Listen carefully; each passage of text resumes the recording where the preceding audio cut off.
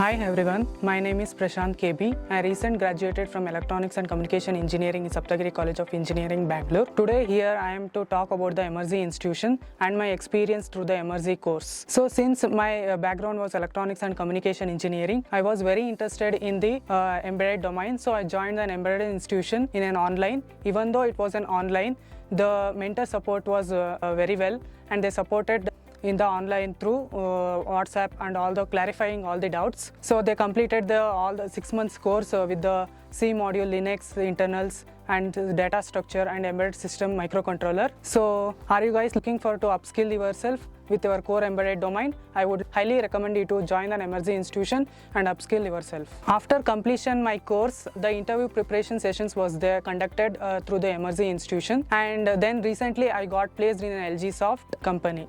So I would like to thank for an Emertxe institution for an opportunity to upskill myself in a core embedded domain. Thank you.